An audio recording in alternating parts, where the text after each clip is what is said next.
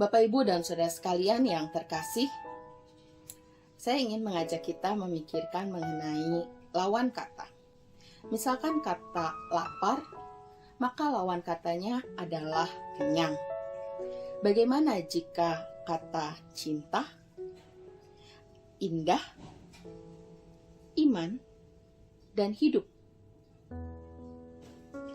Ketika kita mengatakan cinta, maka kita terpikirkan lawannya adalah benci, indah, buruk, iman, sesat, hidup, mati.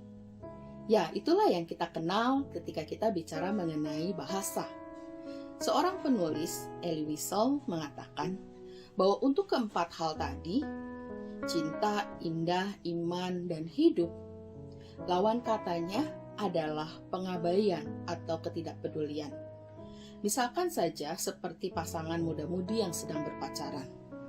Sampai pada suatu ketika salah seorang dari mereka mengatakan, "Aku tidak lagi cinta padamu." Maka tentu saja yang dimaksudkan bukan berarti bahwa dia sudah membenci pasangannya, tetapi sudah tidak ada rasa untuk mau peduli dan berbagi kehidupan dengan pasangannya tersebut. Bapak, Ibu, Saudara, sungguh sangat menyakitkan. Kalau dengan kata benci, kita sudah melihat posisinya yang berseberangan. Tetapi ketika cinta berlawanan dengan ketidakpedulian, bukankah itu hal yang sangat menyakitkan? Itu pula yang digambarkan di dalam firman Tuhan, Yehezkiel 34 ayat 11-15. Ketika sesama umat Tuhan saling tidak peduli. Ketika para pemimpin yang dipercayakan Tuhan untuk menggembalakan umat Israel tidak peduli lagi terhadap kehidupan umat. Para pemimpinnya hanya mempedulikan kehidupan mereka sendiri, kesenangan dan kepentingan mereka, keuntungan pribadi mereka. Seluruh umat Tuhan menanggung penderitaan karena ketidaksetiaan para pemimpin kepada Tuhan. Mereka harus mengalami pembuangan ke Babel. Itulah yang dialami oleh umat Tuhan di Yehuda dengan ibu kota Yerusalem. Tuhan bukannya tidak mempedulikan. Tuhan sudah mengingatkan melalui nabi-nabinya berulang-ulang kali agar para pemimpin berubah, bertobat, dan tidak kembali melakukan kesalahan. Tetapi sayangnya, kepedulian Tuhan melalui peringatannya tidak diindahkan oleh para pemimpin. Bapak, Ibu, dan Saudara, apakah Tuhan berhenti untuk peduli? Tidak. Tuhan tetap peduli.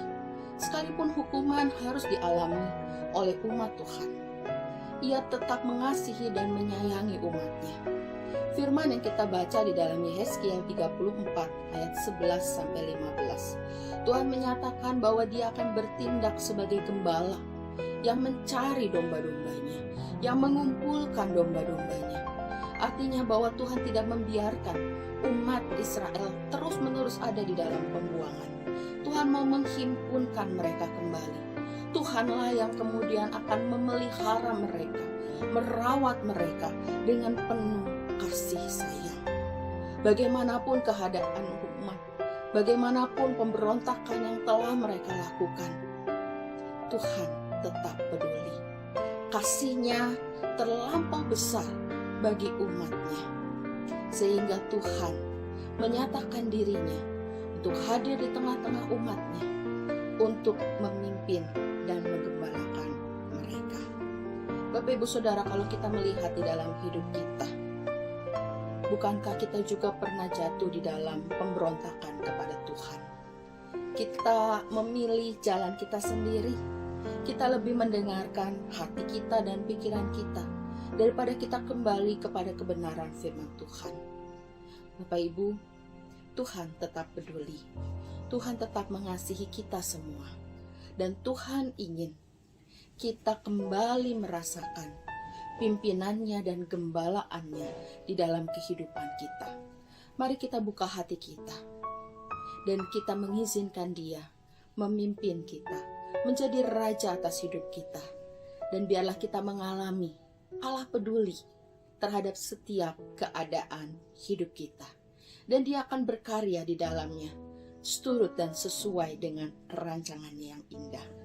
Mari kita merenungkan bagian firman Tuhan kita pada hari ini. Yang pertama, pernahkah kita hidup sebagai domba yang terhilang dan kemudian didapati kembali oleh Allah? Apa pembelajaran yang kita terima dari pengalaman tersebut? Yang kedua, apa saja pemeliharaan Allah yang dapat kita rasakan pada saat ini? Yang ketiga, bagaimana respon kita terhadap karya Allah yang memelihara kehidupan kita? Tuhan memberkati.